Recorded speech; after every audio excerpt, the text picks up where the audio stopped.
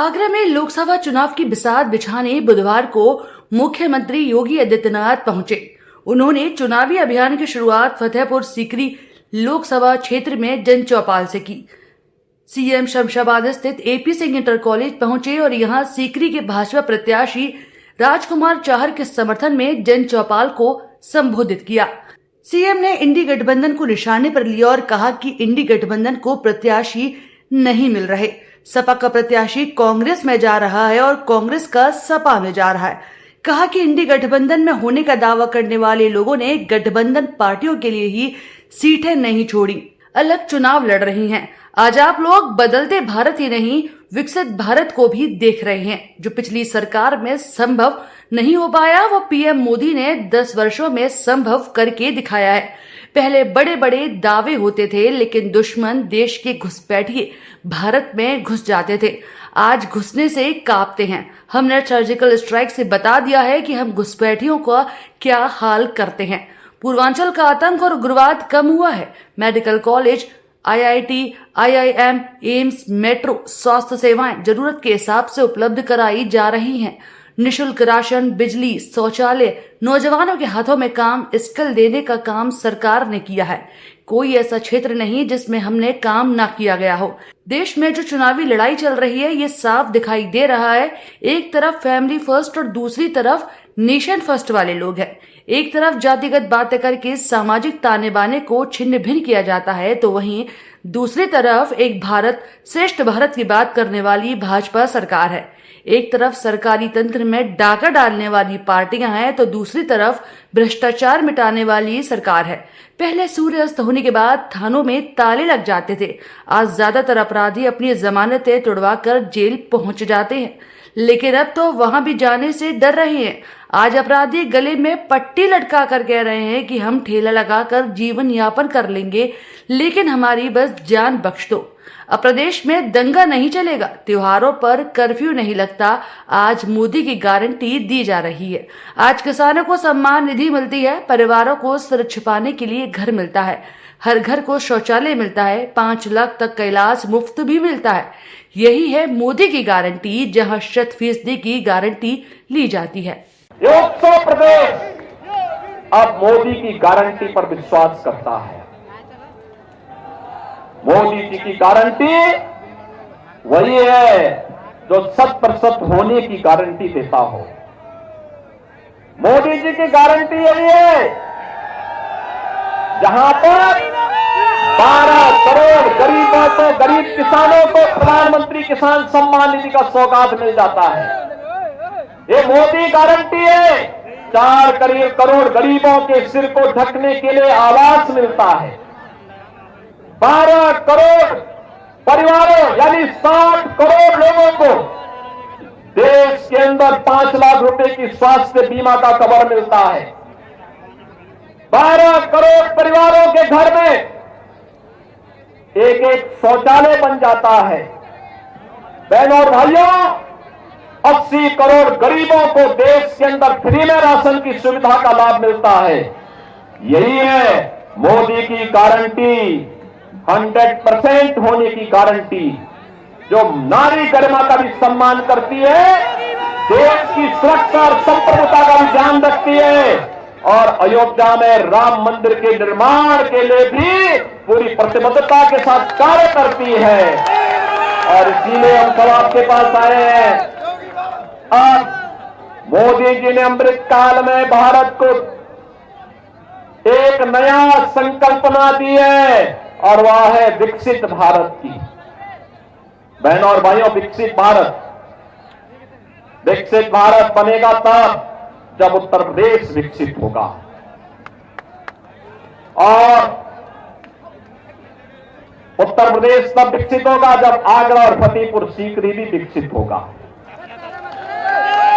और आगरा और फतेहपुर सीकरी तब विकसित होगा जब यहां पर कमल चुनाव चिन्ह से प्रत्याशी विजयी बनकर के देश की संसद में जाएंगे। राजकुमार चाहर को भारतीय जनता पार्टी ने अपना प्रत्याशी बनाया है। भारतीय जनता पार्टी के अलावा राष्ट्रीय लोकदल, निषाद राज पार्टी, अपना दल और सुहेलदेव राजभर पार्टी ने भी उन्हें अपना समर्थन दिया है। आज आप देख रहे होंगे अपराधी पहले तो उसने एक युक्ति निकाली थी कि चलिए सरकार जैसे आई है वैसे ही पिछली सरकारों की तरह हम भी वही करेंगे। लेकिन जब सरकार ने कहा नहीं, जीरो टॉलरेंस पर चलेंगे, या तो अपराध करना बंद करो और अपराध करोगे तो उसकी कीमत चुकाने के लिए तैयार रहो। बहनों और भाइयों, तो ज्यादातर अपराधियों ने अपनी जमानतें तुड़वा करके जेल में चले गए और अब तो कह रहे हैं भैया आप हमें जेल में भी मत भेजो। अब वहां भी जाने से भाग कर रहे हैं। अब आप देख रहे होंगे अब तो ज्यादातर अपराधी अपने गले पे तख्ती लटका करके घूम रहे हैं, कह रहे हैं कि भैया जिंदगी भर ठेला लगा करके पेट भर लूंगा लेकिन अब कुछ गलत काम नहीं करूंगा, एक बार जान बकस दो बस। बहनों और भाइयों, ये कानून का भय अगर अपराधी और माफियाओं के ऊपर न हो तो गरीबों का, सामान्य नागरिकों और व्यापारियों का ये अपराधी और माफिया जीना हराम कर देंगे। और इसीलिए उत्तर प्रदेश जैसे राज्य में जहां हर दूसरे दिन एक दंगा होता था, कांग्रेस और समाजवादी पार्टी के दंगा पॉलिसी और कर्फ्यू की पॉलिसी को जो प्रदेश झेला हो, उस प्रदेश में अब दंगा नहीं चलेगा, कर्फ्यू नहीं चलेगा। वह प्रदेश अब उपद्रव बर्दाश्त नहीं करेगा। वह प्रदेश अपने परंपरागत उत्सव के साथ जुड़ेगा और उत्सव के साथ जुड़ने के लिए ही हम आपके पास आए हैं। आज हम सब पूरे देश के अंदर लोकसभा चुनाव 2024 के चुनाव प्रचार अभियान का हिस्सा बन चुके हैं। हम सब जानते हैं कि चुनाव की याद आते ही तमाम लोग अपने अपने तरीके से इसकी विवेचना भी करने लग गए हैं। लेकिन पूरे देश के अंदर जहां कहीं भी हमें जाने का अवसर प्राप्त हो रहा है, एक चीज साफ दिखाई दे रही है, और उत्तर हो, दक्षिण हो, पूरब हो, पश्चिम हो, चारों ओर एक आवाज है।